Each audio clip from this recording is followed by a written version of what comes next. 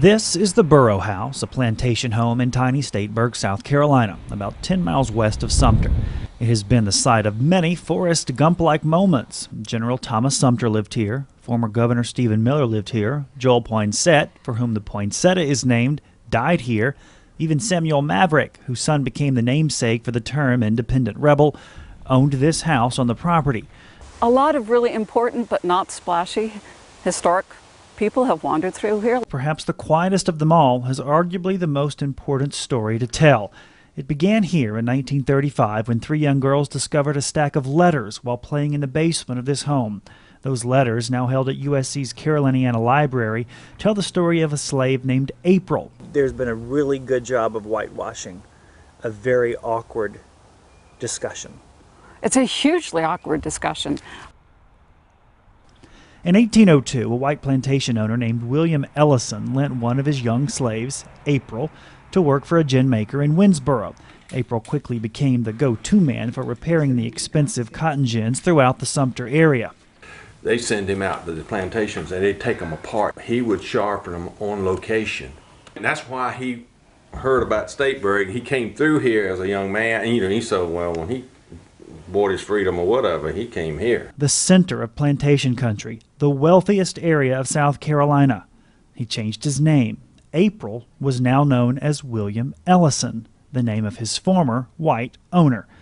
His gin business prospered. He bought this home, hundreds of acres of land, and eventually 68 slaves to work that land.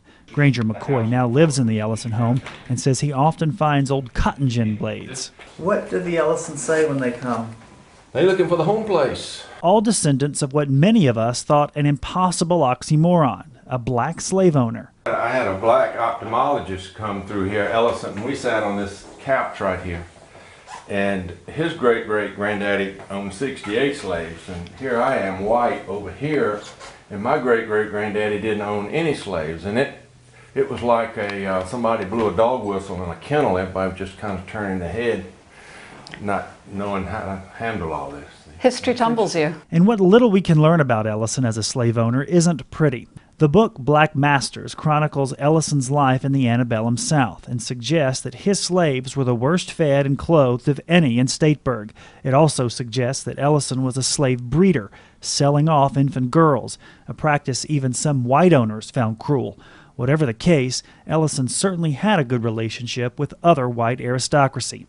This contract shows that Ellison didn't just buy a home in wealthy Stateburg, he bought it directly from former Governor Stephen Miller, a governor and former slave trading property. He was the wealthiest black man in South Carolina, the fourth wealthiest in the South, wealthier than more than 90% of whites. Just a few hundred yards from the Ellison home is the Ellison graveyard, private, neither mixed with other white nor black tombstones, symbolic of his unusual position in the pre-war South, a position so few of us even knew existed.